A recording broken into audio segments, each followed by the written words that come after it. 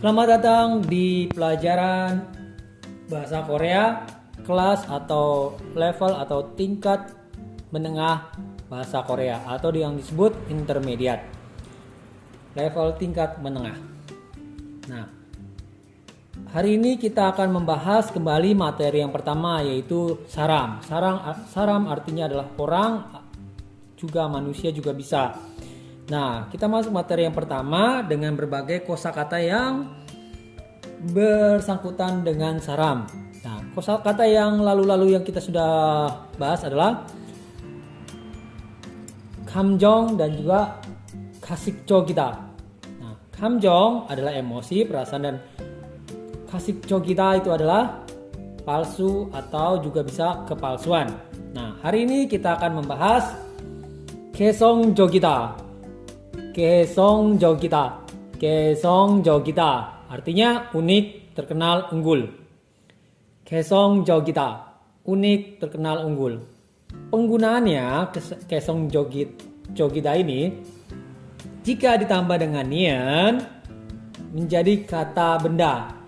개성적이다 sendiri adalah kata sifat sebenarnya. Tetapi jika ditambah dengan nian menjadi 개성적인 artinya menjadi kata benda. 개성적인 dengan nian menjadi kata benda. Contoh penggunaan 개성적이다. 영수 씨는 얼굴이 매우 개성적이어서 누구나 한 번 보면 잊지 못한다. Nah, untuk yang belajar bacim pasti mengerti ini. Bukannya dibaca sebagai itji, tetapi itci. Sedangkan moshanda menjadi motanda. Jadi orang yang belum belajar bacim, mohon review kembali ya pelajaran bacimnya. Kalau tidak, kalian pasti akan pelafalan seperti ini. Iji, mothanda atau moshanda. Tapi yang benar adalah 잊지 못한다.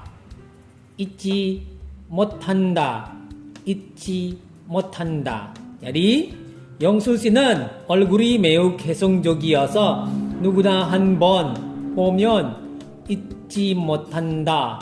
sekali lagi, 영수 씨는 얼굴이 매우 개성적이어서 누구나 한 번 보면 잊지 못한다. 영수 씨는 얼굴이 매우 개성적이어서 누구나 한 번 보면 잊지 못한다.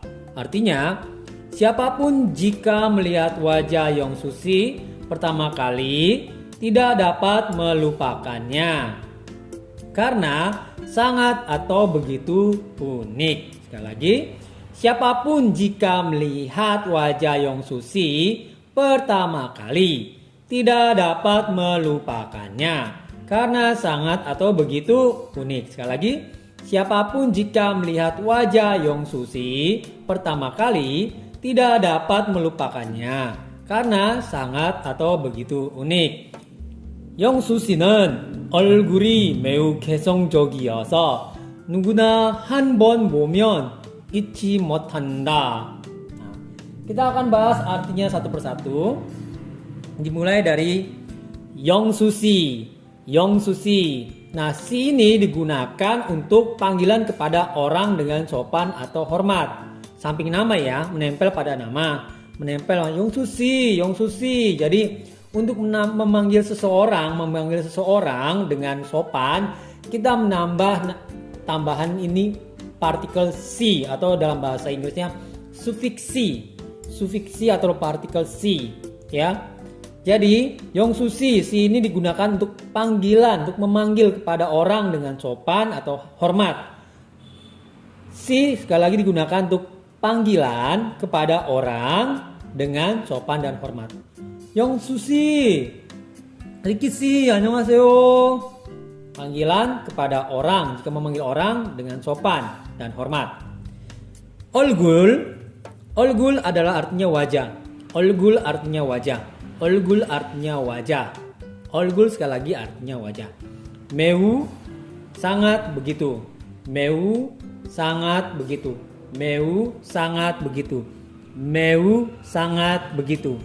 Meu sangat begitu. 개성적이다. 개성적이다. Kita tadi sudah bahas unik, terkenal, unggul. Unik, terkenal, unggul. Hari ini kita akan membahas unik saja dulu ya. Nah, ini dia pola kalimat dalam struktur ini. Maka kalau pola kalimat itu banyak sekali, belum tentu yang seperti subjek, predikat, objek, keterangan.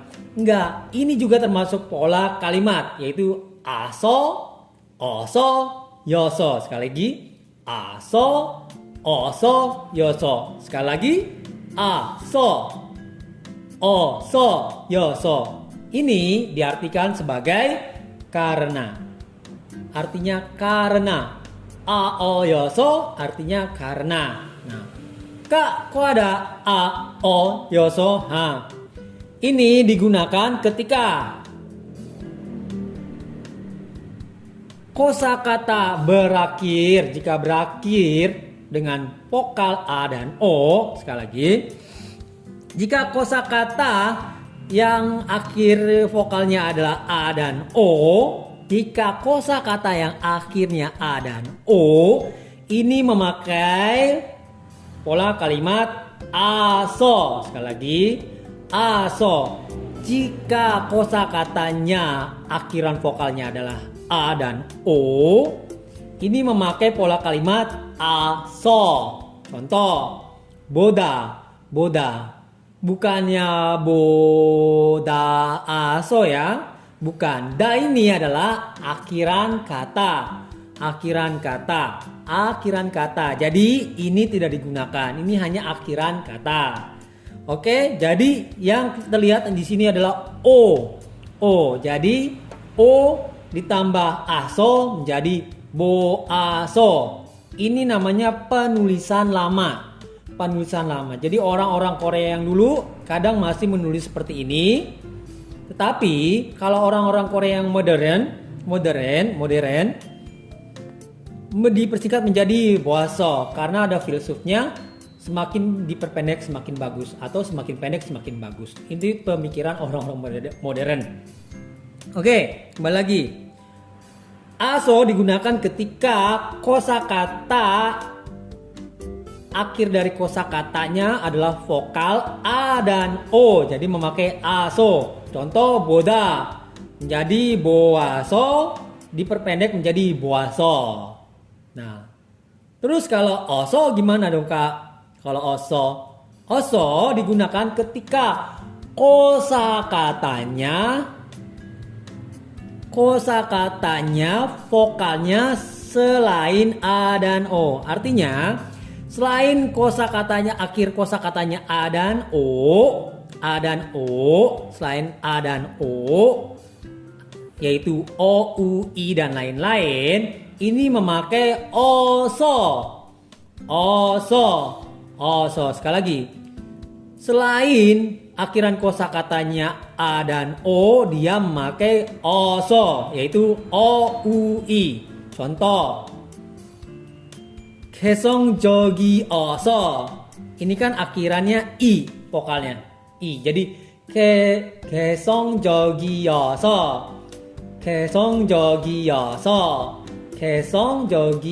Kenapa pakai oso? Karena akhirannya bukan terdiri dari akhiran vokalnya bukan terdiri dari a dan o, tapi dari i. Nah, jadi kalau bukan dari akhiran kosakata vokalnya adalah a dan o, itu memakai oso seperti ini. 개성적이어서. Sekali lagi, 개성적이어서. Demikian juga yang satu lagi, mokta. Jadi mokta itu adalah o. Vokal akhirnya kosakata vokalnya yang akhir kosakata terakhir vokalnya adalah o. Jadi mogoso, bukan termasuk a dan o, tapi o yang menjadi mogoso. Nah, terus lantasan bagaimana dengan yoso? Yoso ini adalah Ka hanya berhadapan dengan hada. Hada, hanya dengan hada. Jadi jika hanya hada, simple, nggak usah pusing lagi. Pakainya pasti yoso. Jadi hada ditambah yoso menjadi hayoso. Sekali lagi, ini adalah penulisan lama ya. Masih dulu masih memakai ini, tetapi karena filsufnya berbeda, sekarang orang Korea yang modern berfilsuf adalah yang diperpendek adalah lebih bagus yang pendek-pendek maksudnya. Hada menjadi tambah yoso menjadi hayoso menjadi heso hayoso menjadi heso. Hada plus yoso menjadi hayoso diperpendek menjadi heso menjadi ilheso bukan ilhayoso tapi ilheso, bukannya ilhayoso tetapi menjadi ilheso. Selanjutnya kita kembali membahas kosakata lagi termasuk nuguna itu artinya siapapun. Nuguna artinya siapapun.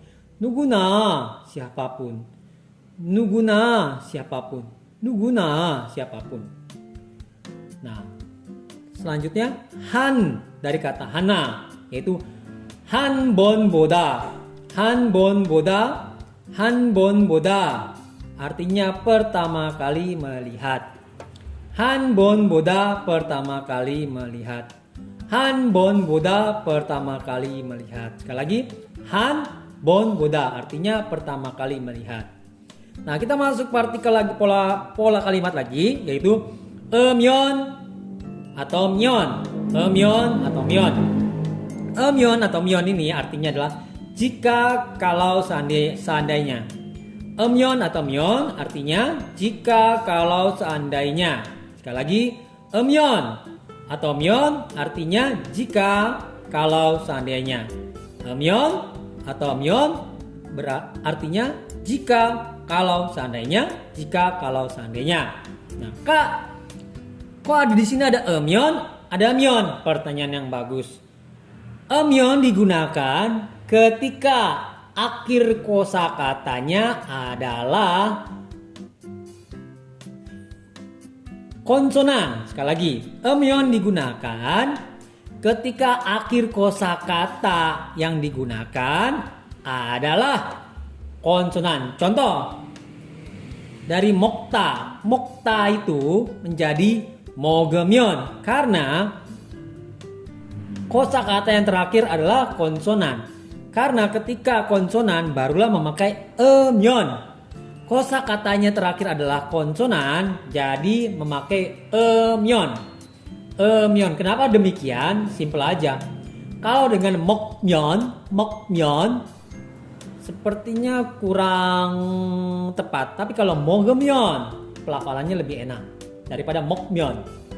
Pelafalannya yang mana? Mogemyon atau mokmyon? Menurut saya sih mogemyon yang lebih bagus. Maka emyon digunakan ketika akhir kosakatanya adalah konsonan. Nah, kalau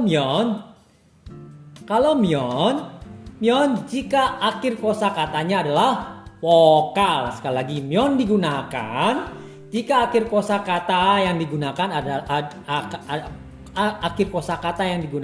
adalah vokal.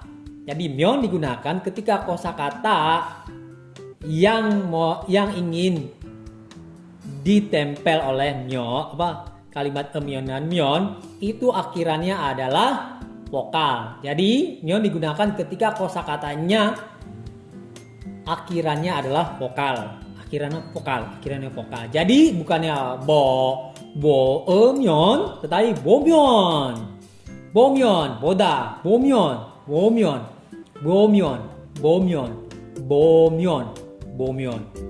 Mengerti?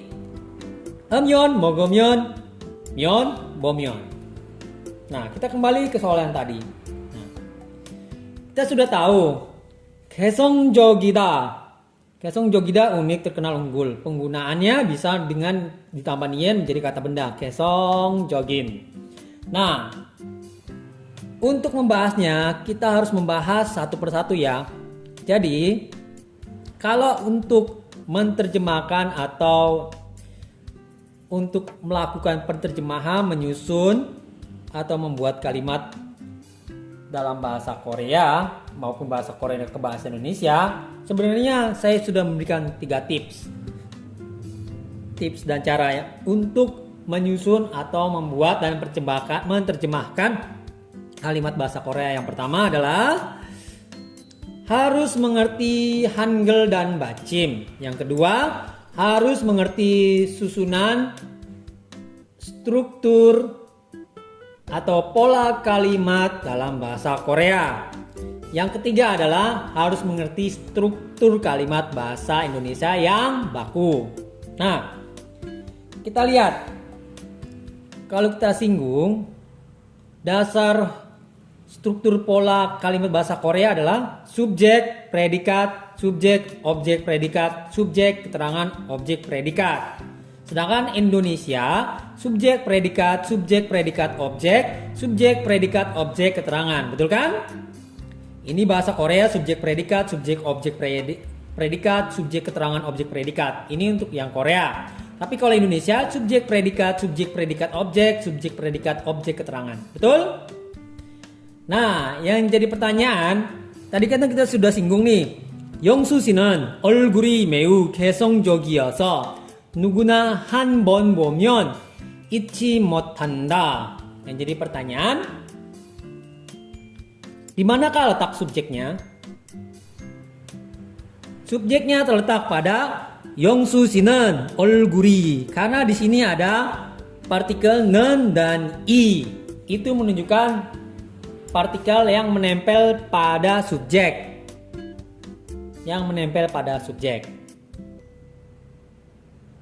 Dan selanjutnya, apalagi yang keterangan di mana? Keterangan adalah 매우 개성적이어서 누구나 한 번 보면. Nah, ini adalah keterangan sifat 매우 개성적이어서 누구나 한 번 보면. Itu adalah keterangan jumlah. 누구나 한 번 보면 itu adalah keterangan jumlah. Lalu di manakah predikatnya? Predikatnya pasti selalu di akhir kalimat. 잊지 못한다. Ingat, 잊지 못한다. Belajar bacim ya. Karena kalau tidak belajar bacim, bacanya seperti ini. 잊지 못한다 atau iji 못한다. Ternyata kalau digat bertemu dengan hiat menjadi tiet. 잊지 못한다. Oke? Kita sudah tahu nih. Subjeknya adalah 영수 씨는 얼굴이, keterangannya adalah 매우 개성적이어서, 누구나 한 번 보면, dan 잊지 못한다 adalah predikat. Nah, kita sudah ketemu nih. Jadi Korea terdiri dari subjek, keterangan, predikat di kalimat yang di atas. Sedangkan Indo pasti subjek, predikat, keterangan. Nah, permasalahannya, kalau benar ini adalah subjek, keterangan, predikat, hal umumnya untuk bahasa Korea, misalkan kita adalah orang Korea, nah, kita pasti ingin kalimatnya seperti subjek, keterangan, predikat. Itu susunan awalnya. 영수 씨는 얼굴이 매우 개성적이어서 누구나 한 번 보면 잊지 못한다. Ya, subjek, keterangan, predikat. Nah, yang jadi masalah adalah penerjemahannya ke dalam bahasa Indonesia. Bukan sembarangan bahasa Indonesia, tapi ya harus yang baku. Nah, Korea subjek, keterangan, predikat. Tetapi kalau Indonesia menjadi subjek, predikat, keterangan. Jadi kalau ingin menerjemahkan ke dalam bahasa Indonesia, jadi subjek dulu dong. Nah, 영수 씨는 얼굴이, wajah 영수, 잊지 못한다, tidak bisa lupa, jika siapapun melihat sekali. Karena sangat unik. Biasanya orang Korea menerjemahkannya seperti itu ya. Seperti itu. Kadang-kadang terbalik. Nah, coba sekali lagi ya. Yongsu 씨는 wajah Yongsu tidak bisa lupa ya. Tidak bisa lupa. Biasanya begitu orang Korea. Tidak bisa lupa jika siapapun melihat pertama kali wajahnya karena sangat unik. Biasanya orang Korea begitu menerjemahkannya. Sekali lagi ya. Yongsu 씨는 wajah Yongsu tidak bisa lupa ya, tidak bisa lupa jika siapapun melihat pertama kali wajahnya karena sangat atau begitu unik. Nah, itu nggak salah, tetapi untuk mendapatkan kalimat baku bahasa Indonesia, kadang-kadang subjek predikat keterangan ini berubah susunannya. Tetapi walaupun ini masih tetap berlaku ini. Ini adalah hanya ini susunan struktur dasar. Tapi bisa berubah tergantung kalimat baku yang ingin diterjemahkan. Jadi enakan bagaimana? Yang pertama, wajah Yongsu tidak bisa lupa jika siapapun melihat pertama kali wajahnya karena sangat atau begitu unik. Bisa pakai aja. Bisa, itu yang pertama juga bisa begitu. Tapi kalau dibandingkan dengan ini, siapapun jika melihat wajah Yongsu Shi pertama kali tidak dapat melupakannya karena sangat atau begitu unik. Sekali lagi ya. Yongsu 씨는 얼굴이 매우 개성적이어서 누구나 한번 보면 잊지 못한다. Menurut saya lebih baku dengan penerjemahan seperti ini. Siapapun jika melihat wajah Yongsu Shi pertama kali tidak dapat melupakannya karena sangat atau begitu unik. Tapi jika kalian mau wajah Yongsu tidak bisa lupa karena apa? Jika siapapun melihat pertama kali wajahnya